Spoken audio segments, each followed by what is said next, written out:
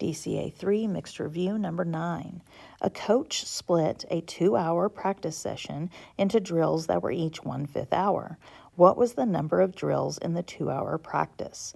So some pretty good clues in this one. We are splitting, the coach is splitting the 2-hour practice into drills that are each, we've got an each, 1/5 of an hour. So if we're splitting, we've got an each. This is division.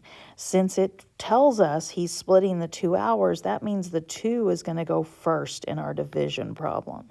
So we've got 2 divided by 1/5, the length of each drill. So 1/5.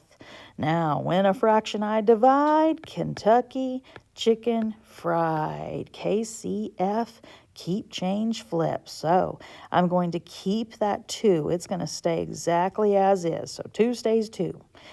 C stands for change. I'm going to change the divide to multiply. And then we've got to flip that 1/5. If I flip that 1/5, top becomes the bottom, bottom becomes the top. I get 5 over 1, which is an improper fraction, fat cowboy little horse, that we divide to fix. So 5 divided by 1.